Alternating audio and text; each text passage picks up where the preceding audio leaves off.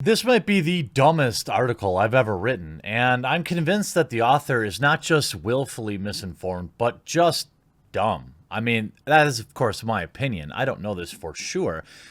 They were paid to write this article for Variety, and it is the furthest thing from the truth. It is the furthest thing from understanding a simple four-word phrase. That is, of course, get woke, go broke. Now, the article is in fact titled, "The Success of the Invisible Man Reveals the Fallacy of Get Woke, Go Broke, parentheses, column." I don't know why you would need to put that parentheses in there, but it is there nonetheless, perhaps to remind readers that they are in fact reading, as I can only imagine the absolute lowest of IQ individuals would be the ones that would read articles written by Owen Gleiberman.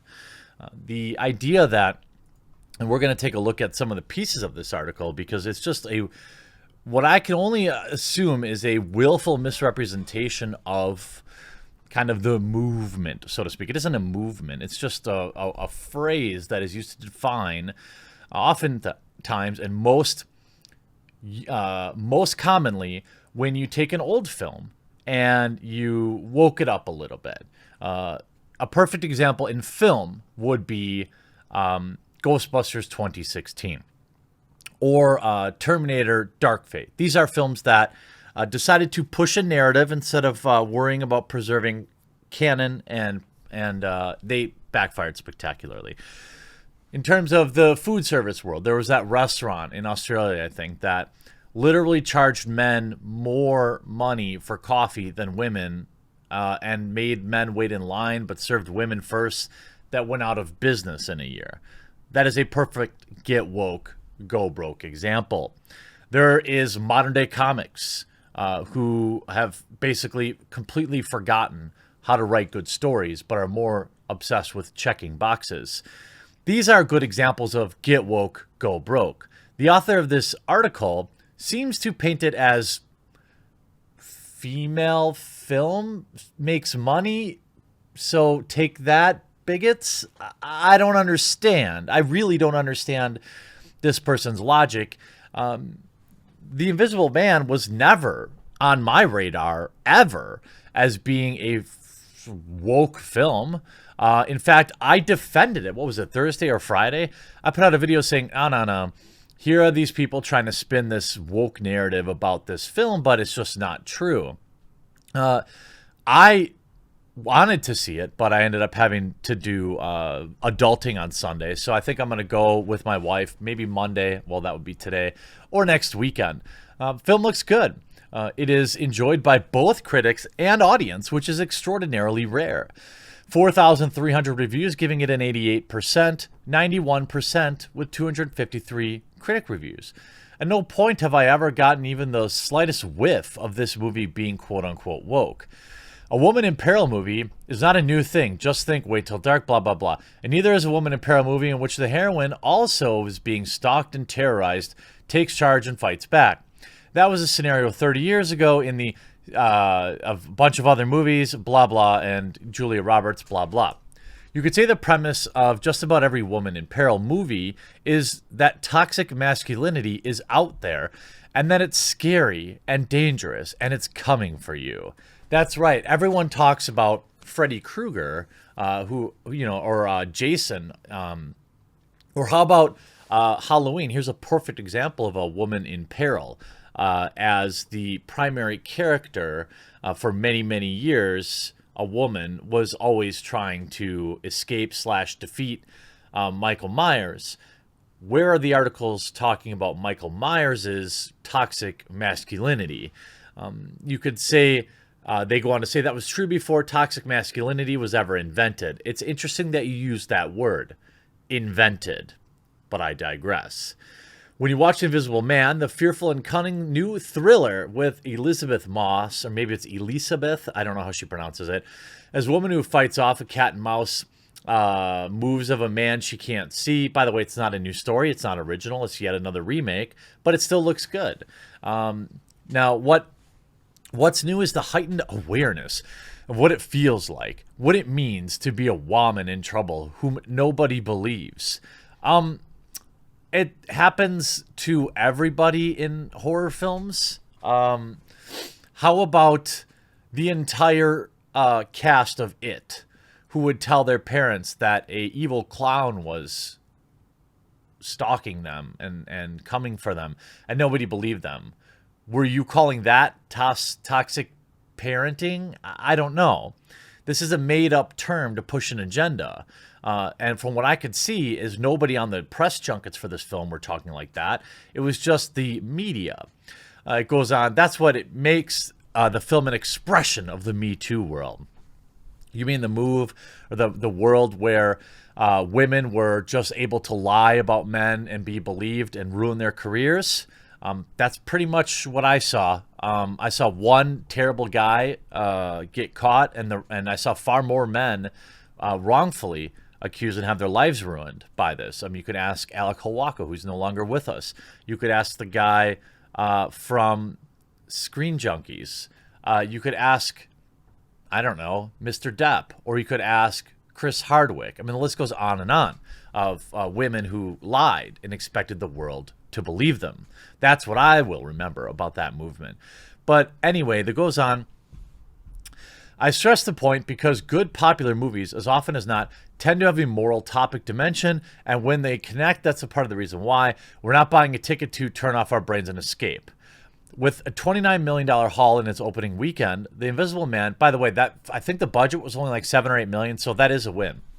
The Invisible Man feels overwhelmingly like a case of a movie with Me Too themes that have tapped into the popular imagination. No, people went to see this movie because it looked like a thriller. People went to see this movie because they already knew about it. This is not a new original story. There is not one single person, I challenge you to find them, who spent $15 to $20 to go to the cinema because they wanted to see a real-life surrogate for Me Too.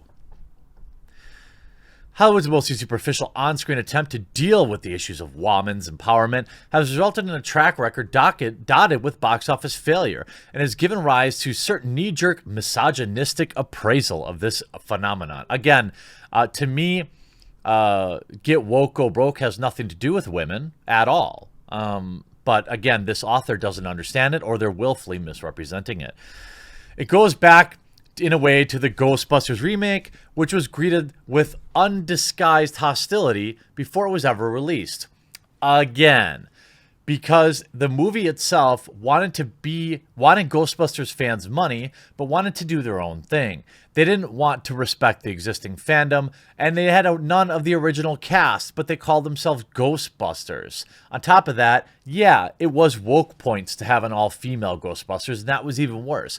But the reason the movie flopped was not because men didn't want to see women in Ghostbusters. It's because men, fans of Ghostbusters, including women, didn't want to see their franchise just used and abused for money. This is why I'm still, by the way, on the fence about the new Ghostbusters film. They don't have my money yet. They don't have my all I've seen is what kind of looks like Stranger Things, with none of the original cast. Now, I know they're in it, but are they just throwaway characters to get, my money? If that's the case, I'm not going to see that film either. It has nothing to do with, oh no, they've added diversity to Ghostbusters, so I'm not going to see it. No. I enjoy Stranger Things because it's Stranger Things. If I wanted to watch that, I'd watch that. If you're going to slap the name Ghostbusters on something, it better be Ghostbusters. And what happened in 2016 wasn't Ghostbusters. This has been, for Hollywood, the most awkward transitional time. Just look at the cringeworthy fake feminist banter of the Oscar telecast, rightfully skewered by my colleague, Carolyn Framke. And the notion of doing gender flip movies that originally featured mostly male casts will probably go down on one of the more desperate expressions of it. I stand by my mild affection for Ocean's 8, even when standing by thinking that Terminator Dark Fate was an invigorating reboot, but the essential point remains. Making movies like this is not a solution. Serving up a sixth Terminator film with a Terminatrix star or less cosmetic Charlie's Angels shouldn't wind up penalizing or stigmatizing the primary ideal of empowerment and inclusion in the motion pictures.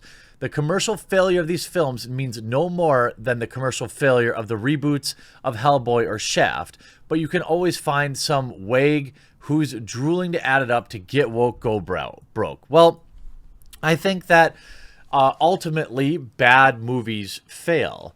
This is true. Also, bad movies tend to make a ton of money as well. But it's obvious that there's a trend here. I don't think that every movie that fails is because get woke, go broke. Because, I mean, look at Disney's remake of Far From Home. This is going to lose $50 million, their live action remake. Nobody's out there saying get woke, go broke. You can pick out movies that made a ton of money that weren't very good. And no one's saying like, haha, it was woke, so therefore wokeness sells. You can't say Captain Marvel made $1 billion, so therefore women, we need more women in the Marvel universe. It made $1 billion because people needed to see it to understand Endgame, and it made $1 billion because of the dozen or so films before it, not because it could stand on its own. In the context of the movie industry, that's only going to start to change. That's myopic. And it's also destructive since it comes down to people grabbing at any excuse out there to avoid putting the experience of woman at the center of motion pictures. So by this person's logic, if films fail simply because they're bad, then this also destroys the narrative that, well, people didn't go see this movie because it had a female lead. Wouldn't that also beg the question? Wouldn't that also destroy that? And then you can look at the actual author of this article defending their take down here, and it's just sad. You have, and it must be fun grasping at such straws. The term get woke, go broke pertains specifically to legacy franchises that take hard-forced turns, suddenly retcon characters, and stories that fit a female empowerment angle. Star Wars, Star Trek, Doctor Who, are but a few among long-running IPs that have recently been severely altered for no other reason than to put females in the seats of power. Most wouldn't have had an issue with strong female leads, but the knee-jerk way it's been handled has left those franchises broken with fragmented fan bases. If only silly things like writing, character development, and respect for the IP property were as important as wokeness, you wouldn't have as much mess in pop culture. So Owen, nice try. Let's see how your article ages. And then he replies, no, sorry, you're being completely arbitrary. Inserting get woke, go broke has been applied only to legacy franchises. They're the major target of it, but the phrase is also used as a brickbat against high-profile fantasy genre films like Invisible Man if they take an office. Again, no, it hasn't. Who's out there calling The Invisible Man a woke film? Who's out there cheering for its failure because a female actress is in it? I praised her work. I've said I really enjoy Handmaid's Tale. Now, I don't speak for everyone, but where exactly are all these people saying, it's a female film, get woke, go broke? This author is disingenuously presenting that criticism and trying to gaslight their readers into, if anyone says that, they just don't like women. Enjoy the constructive criticism, Owen Gleiberman. Hope you enjoyed this video. We'll talk to you again real soon.